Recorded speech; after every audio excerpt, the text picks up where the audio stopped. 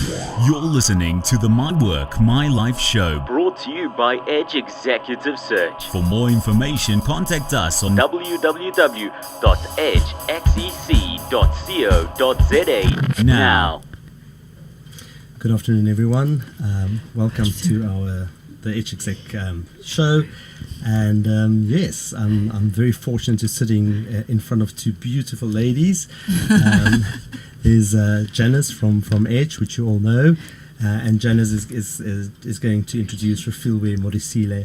And yes, so I'm actually very excited about the show this morning. Janice? Me too. I mean, I got to spend a lunch drinking wine with Refilwe.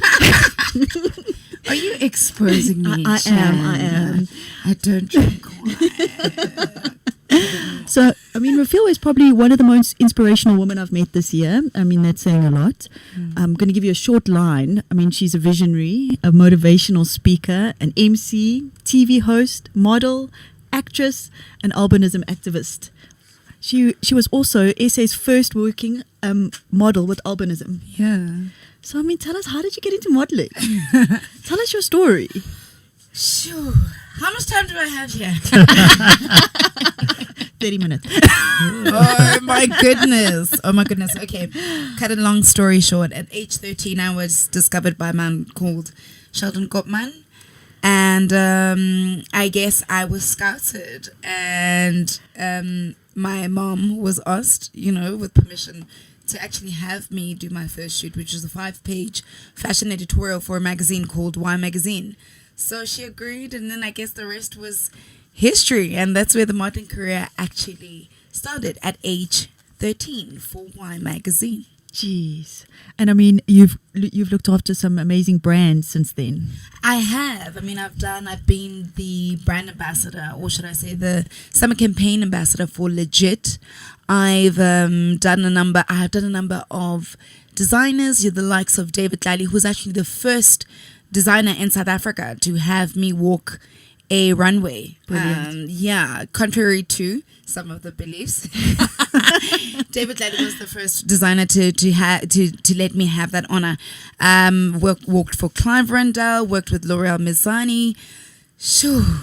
Like the list goes on and on and on. If I were to go and walked for Mercedes-Benz Fashion Week, walked for let me not go too much about it. But I mean, you're so much more than just that. True. I mean, marketing, media specialist, TV production manager, I mean, all of the above. Yes. And this is what a lot of people don't know, is that I had a corporate career for about 7 years before fully moving into the entertainment sphere. So while I was having my corporate career, I was doing the media thing on the side. And I guess I decided to leave it in the year 2013 when I just, made the ultimate and most riskiest and scariest decision to actually pursue what I really wanted to do in my heart and in my spirit. And that was go fully entertainment full on, because it was the biggest reason for my purpose. And 2013 was a good year for you. Amazing year for me. Because you also landed on Oprah's Power List. I did.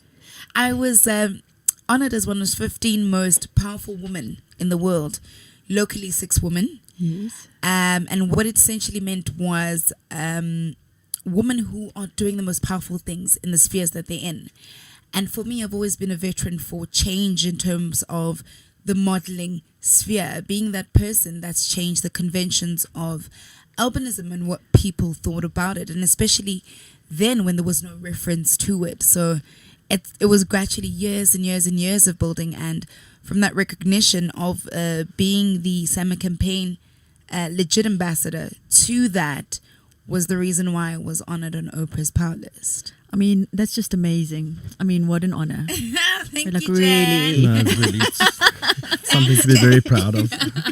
I really am. And I mean, I am obviously crazy about Games of Thrones, and I understand that you are in the next program that's coming out called Of Kings and Prophets. Yay! Yes, I am in a series called Of Kings and Prophets. Similar to the Game of Thrones, but yeah, Of Kings and Prophets I shot, I think, year before last year in Cape Town.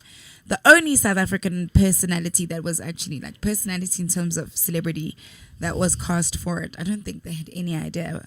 But I mean, I had incredible time. I was the villain to the lead character. So it's going to be quite interesting. So we're clearly To not see going to me. recognize you. Not at all. I mean, I couldn't even recognize myself. But the most amazing experience from that was having the director say to me, I mean, he's worked with Jennifer Lopez. And I think out of just that experience, he said to me, "You're absolutely incredible. There's something about you that reminds me of Jennifer." And I said, "What?" I'm being likened to Jennifer Lopez. Why? Wow. You know? And when I asked for him to explain, he said to me, "Well, you have this tenacity about you.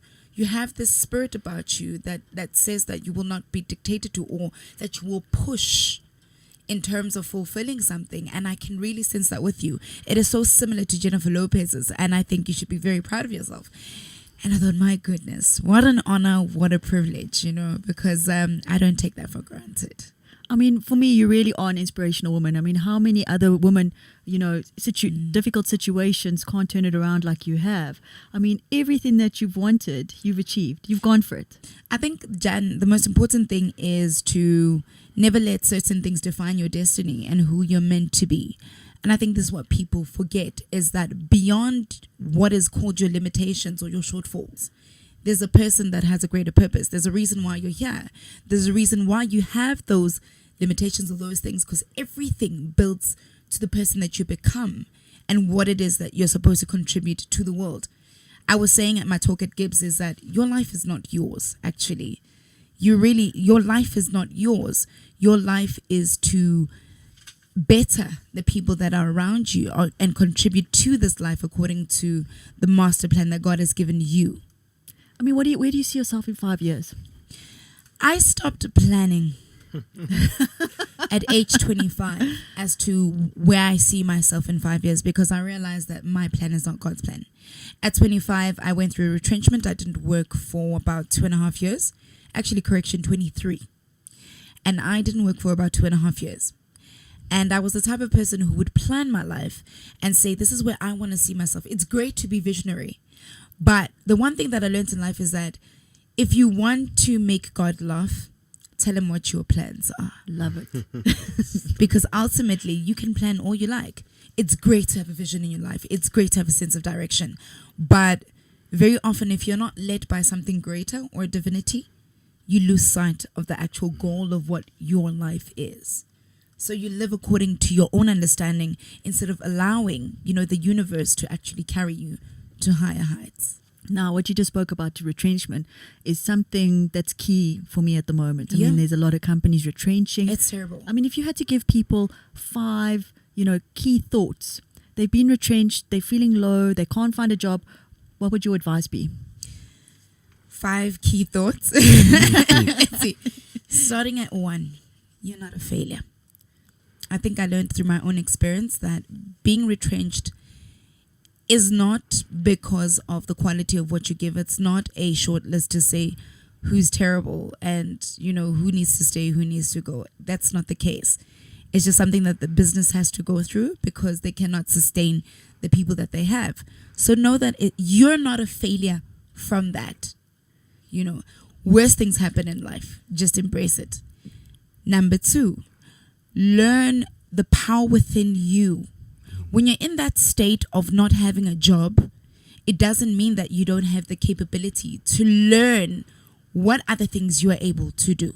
I find that we don't identify our strengths. So that would go with 3. Yes. Have the ability to identify your strength. Use that strength to build up to other things. Number 4, do not rely on corporate and your job.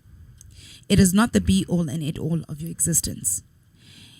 Try and find other things that will push your life. Learn your passions.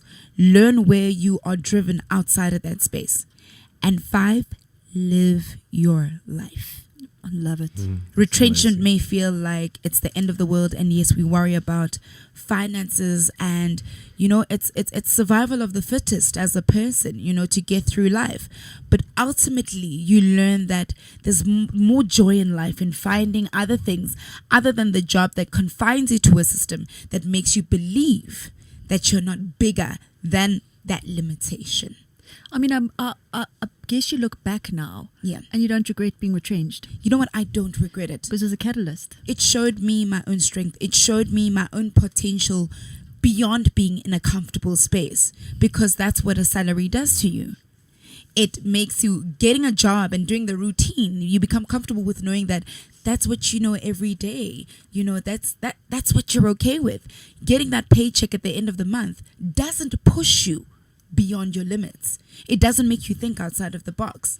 So I'm grateful because it taught me that I'm beyond what the world sometimes puts you in. You need to be able to develop a thinking outside of that cultivates, a sense of drive and ambition beyond just what you know. Love it. Glamour Magazine Woman of the Year? Yeah. Didn't go too far. It was just a nomination. But I mean, that's still recognition to say, we see what you're doing. Definitely. We see this month is actually the government's Albinism Awareness Month. Yes. What are your thoughts around that? I wrote a very long post on Instagram. Not a very long post, but I'm not even sure if I'm able to share it. And it shared the very same sentiment about not just Albinism Month, but going beyond these months. And this is what I said. I think what many people don't grasp is the irritation of being asked to participate in albinism dynamics where we are grouped. I get that I've become a great example to those that find inspiration in who I am, and I'm proud of being that icon. But I'm very tired of being requested for work engagements because there's an interview, show, or someone successful with albinism required for content to sell. What happened to normal integration in showing that success? I wish people, broadcasters and producers, etc. would understand that you're beyond your skin. There's more required to build your success as a person. There's personality, character, capability, your drive, ambition, and going beyond to make things happen because you have a vision and have acquired the necessary expertise. If my albinism, then every other person would make it, don't you think? And that's not the case, because you still are you beyond what your looks are. Something more has to account for what you offer, and I've worked damn hard in my life to get to where I am and still maintain that ethos. Can more respect be given for talents possessed as individuals before making an assumption that success comes from the color of your skin? Can one be engaged because of the quality of what one is able to bring to the table? You are responsible for your life and God the master of your plan. There are far more greater things that make a person than a condition. This applies across the board. Food for thought. That's what I think. Yeah. It's not just Albinism Month. Albinism is something that is consistent in life. I live with this every day of my life, and it's not something that is attributed to my success because, like I say, everybody else would have made it if that was the case. You got to have a sense of self and a personality and something about you, characteristics that play out what it is that you have to give, what it is that you have to put on the table in terms of the person you are and what you have to offer. So I'm beyond my albinism. I'm beyond my condition. If people learned to actually stand up and do things for themselves, I think we'd live in a society where we, even beyond albinism, are able to live with conditions or limitations or what we think are flaws. Oh, I love that. True. And I think a lot of people use a lot of things as excuses not That's for the thing. progressing in life. And then, there's no excuse. There actually is no excuse. You owe everything to yourself, to a certain degree. And I'm not even say, but you take responsibility for your life and the decisions that you make. So I think we should be very cognizant of that. Yeah. So, I mean, you've built quite a big brand for yourself, and you're kind of an entrepreneur in a sense. I mean, you work for True yourself. story. I'm my own boss. So what does a normal day in your life look like? Normal day in my life is I have to wake up in the morning, look at my social media, and think of a banging post. Because that's another thing, is that my life is just filled with motivation. I'm a motivational speaker, so I live through it as well. So it's waking up in the morning, seeing what it is that I can inspire somebody with. I have to go through my emails, admin every day, because another thing is I don't have a PA. So I handle, as much as I have a management company that handles me, I take control of everything in my life. So it's handling emails, it's handling the phone calls that actually come through. It is attending to people. It is going, okay, my day differs. So like today I'm at an interview. After this, I have to go to a meeting at a clothing store, but it's filled with meetings. It is also depending on what it is that I'm doing at the time. So a lot of my time at the moment is spent with voiceovers, speaking engagements, putting everything together, MC work. So I prepare for those things as well. Modeling, not so much. I mean, I do it time and again as well. It's just become really a hobby more than my bread and my butter, because I'm in different spheres of my life. If I was on a show, I would be preparing for that. But yeah, that's on the pause at the moment. It's more of the MC work. It's more of the speaking engagements. It's more of the albinism activism as well, because that's something really close to my heart. So I'm always dealing with certain cases in terms of making things better for certain people, how it is that I can engage on different levels. And if you can give advice, I mean, for someone to start something so different and start their life as well. I mean, probably in the beginning, you would have to take every job that comes your way. True. Now you can be probably a bit more selective. Listen, I mean, there's nothing wrong with taking every job that comes your way, because you learn to discern what is important and what is not. You learn to also find what it is that you want to do and that you don't want to do, and what is it that you'll take and won't take. So it sets standards for you. There's nothing wrong with taking everything. And also, it takes away, I find that people have too much pride. When you have too much pride, So true. you don't have that thing to be able to humble yourself to a certain degree, because when you take everything, it means that you're willing to learn in every sphere and you're willing to grow. Yeah, because I think that's even true for us, Janice. When we started the business, we would take on every client and Everything. now, We do it all. yes. You know what? There's nothing wrong with doing it all. It takes nothing away from you as a person. Instead, it adds, because you're growing yourself. You're growing your understanding on different levels. And this is what people don't get. They say that, why do you have so many eggs in one basket? I said, why not? Another thing is, if you're blessed in that manner and you're given those things, why is it that you cannot utilize them? You maximize on everything. Life is so short. If you are going to be short of yourself, what is it that you say that you've accomplished? No, it's very true.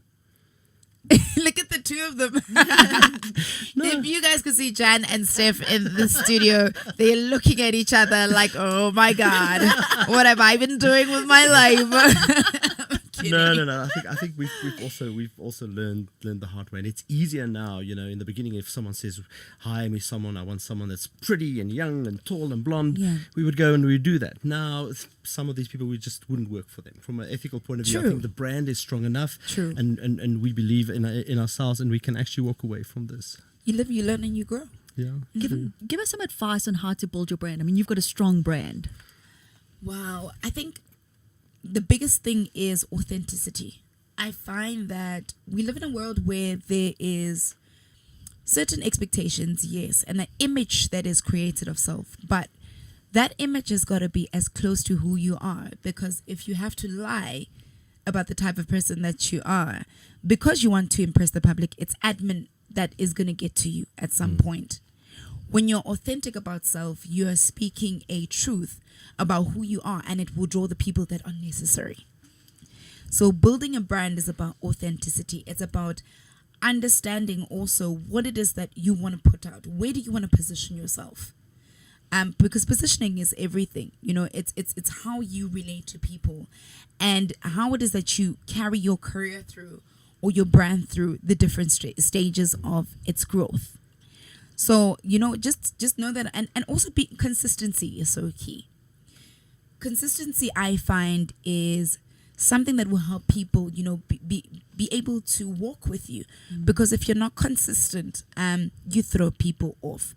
You send mixed messages, and really, in all honesty, you want to be clear about who you are and what it is that you represent. So your brand is a representation of yourself and what is it you speak and what vision you're trying to sell.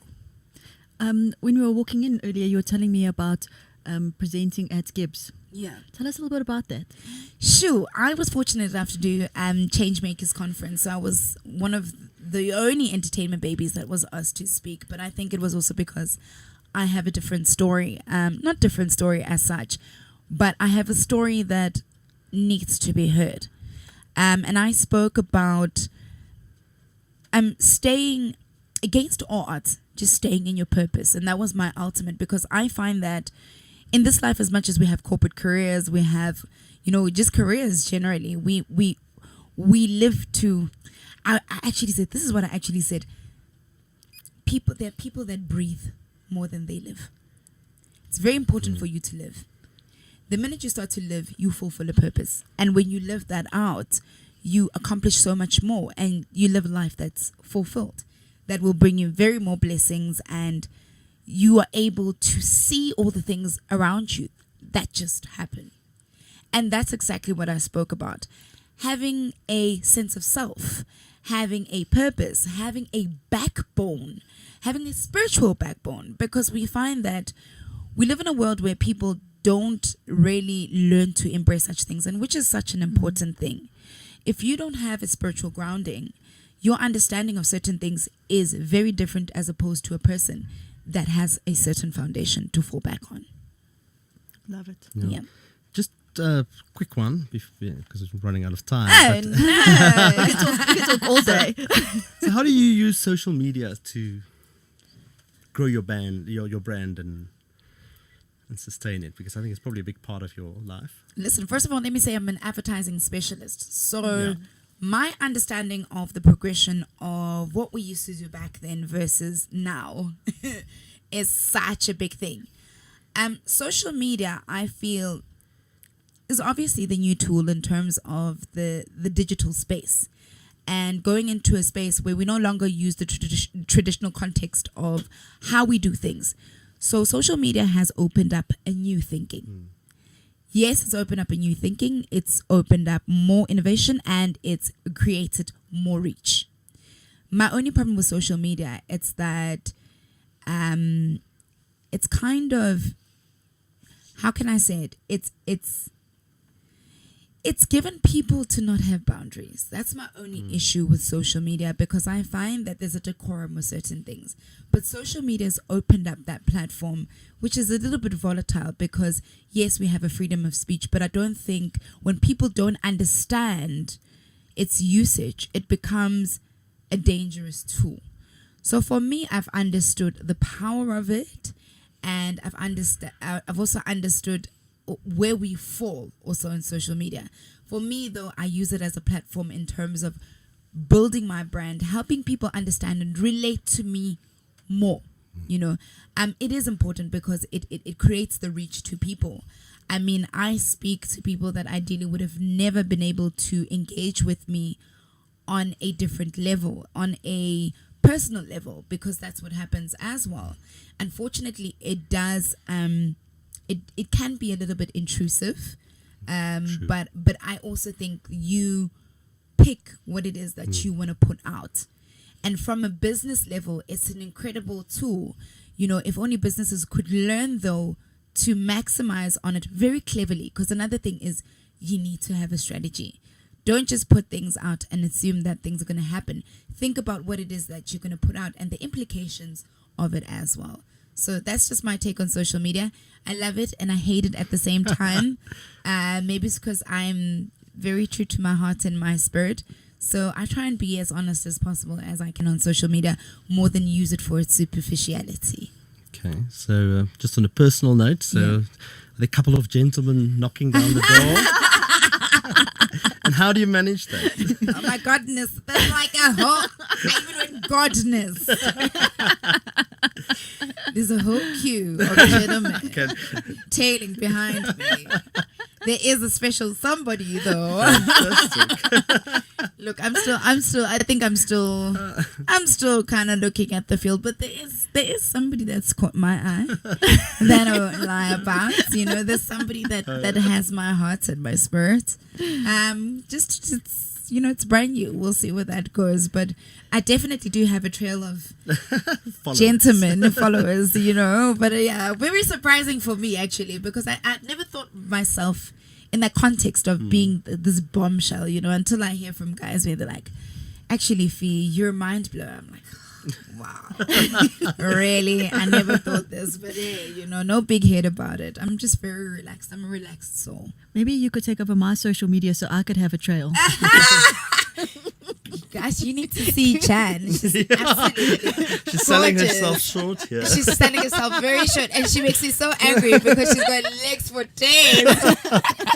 And then she wants a trail of guys. I'm sure she does. I think it's just it's just the feisty character. Maybe that's the thing. You're a little bit intimidating, Jen. Maybe that's the thing. Could be. Doesn't mean you don't have a trail. It means you have a selected trail that's just hiding. Exactly. Oh, we've really enjoyed today. I could have spoken easily for another half an hour. You know, Sam, the powers that be, do something.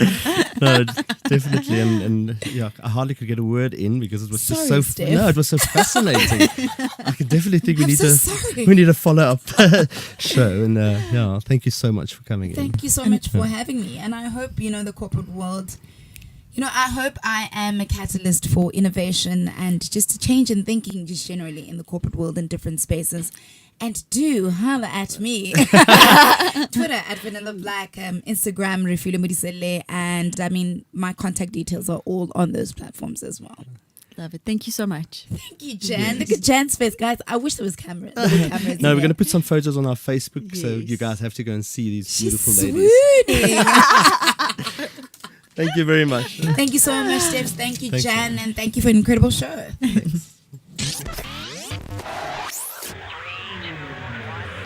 You have been listening to the My Work, My Life show on brandlive.co.za. Proudly brought to you by Edge Executive Search. Visit Edge Executive Search on www.edgeXEC.co.za now for more opportunities, events, and our latest podcasts.